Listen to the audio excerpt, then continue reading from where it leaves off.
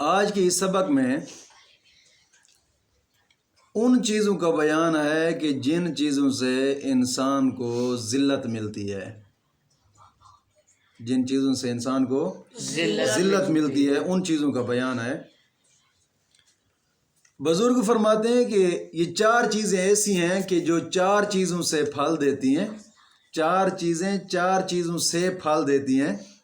آپ فرماتے ہیں کہ اس نقطہ کو اہل شعور کے علاوہ کوئی نہیں جانتا۔ جو شعور والے لوگ ہیں نا، ان کے علاوہ ان کو کوئی نہیں جانتا۔ بے شعورے کو کیا پتہ ہے کہ کن چیزوں سے انسان کو ذلت ملتی ہے۔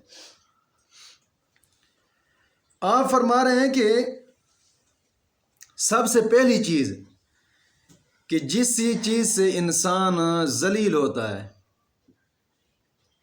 وہ یہ کہ جب بے جا سوال ہی کرتا رہے گا تو ذلیل ہوگا۔ بے جا سوال کرنے سے انسان ذلیل ہوتا ہے، کیونکہ چار چیزوں سے چار چیزوں کا پھل نکلتا ہے۔ پہلی چیز ہے سوال۔ اگر بے جا سوال کرتا ہے تو ذلیل ہوگا، ذلت ملے گی اسے۔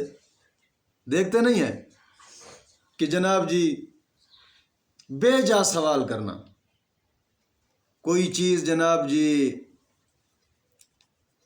ہو تب بھی سوال کرنا، نہ ہو تب بھی سوال کرنا۔ مانگنے والوں کو آپ دیکھتے ہیں، ہماری آنکھوں سے بھی کئی مانگنے والے ایسے گزرے ہیں کہ جنہوں نے لاہور ملتان میں اپنے پلاٹ لیے ہوئے ہیں، بے جا سوال کر رہے ہیں۔ سمجھ آ گئی کہ نہیں آئی؟ بے جا سوال کرنے والا انسان ہمیشہ ذلیل ہوتا ہے۔ یہ پہلی چیز ہے کہ سوال کرے گا بے جا تو ذلت ملے گی۔ اور دوسری چیز آپ فرماتے ہیں کہ اگر تو دوسروں کی توہین کرے گا، اس سے پھل کیا ملے گا آپ کو؟ ہمیشہ اکیلا ہی رہ جائے گا۔ دوسروں کی توہین کرے گا تو ہمیشہ اکیلا ہی رہے گا۔ اب یہ بات ان میں نہیں ہے کہ جو شخص جناب جی دین کی توہین کرتا ہے تو تم کو نہیں جا، اب میں کسی کو توہین نہیں کرتا ورنہ میں اکیلا رہ جاؤں گا۔ یہ بات غلط ہے۔ جو دین کی توہین کرتا ہے اس کی تم بھی کرو، پھر انسان اکیلا نہیں رہتا۔ بات نہیں سمجھ آئی؟ ہاں، رب تعالیٰ کی غیبی مدد ہوتی ہے انسان سے۔ جب دین کے لیے کمر باندھ کر چل پڑے نا، میدان میں اتر آئے، پھر رب تعالیٰ کی غیبی مدد ہوتی ہے۔ توہین سے مراد یہ ہے کہ یہ دنیا میں دنیاوی طور پر ہر کسی کی توہین کرنا، ہر کسی کی توہین کرنا دنیاوی طور پر،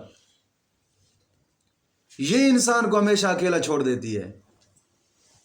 اگر کوئی دین کے لحاظ سے کوئی دین کی توہین کر رہا ہے تو تم بھی اس کی کر سکتے ہو، اس سے تم اکیلے نہیں ہو۔ بات سمجھ آ گئی؟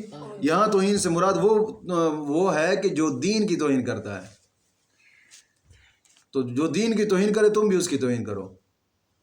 اور جو یہاں لکھا ہوا ہے کہ اگر دوسروں کی توہین کر دے، یہ دنیاوی طور پر ہے، دنیاوی معاملات میں۔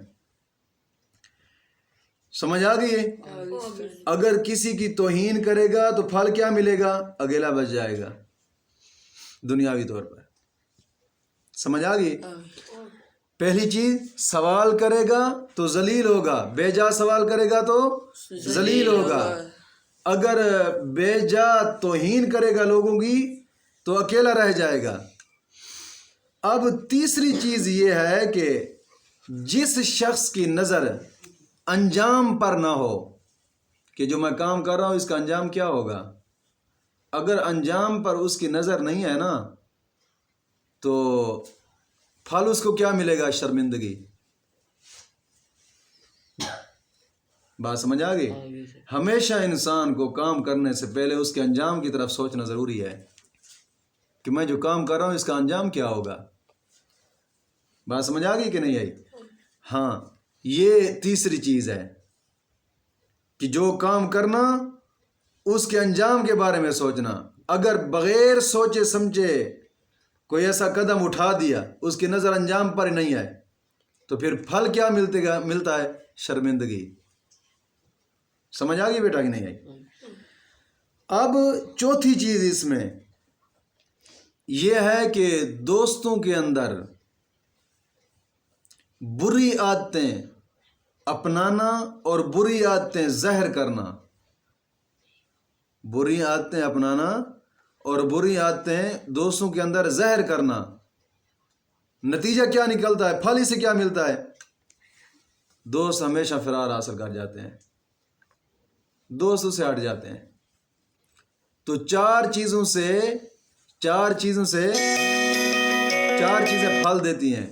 چار چیزیں پھل دیتی ہیں، لیکن یہ وہ چار چیزیں ہیں کہ جن سے انسان کو ذلت نصیب ہوتی ہے. بے جا سوال کرتا ہے تو ذلیل ہوگا. سمجھ آ گئی ہے؟ اگر بے جا کسی کی توہین کرتا ہے تو اکیلا رہے گا. اگر انجام پر نظر نہیں آئے تو شرمندگی ملے گی. اگر بری عادتیں اپناتا اور پھیلاتا ہے تو دوست اس سے ہٹ جائیں گے. یہ وہ چار چیزیں ہیں.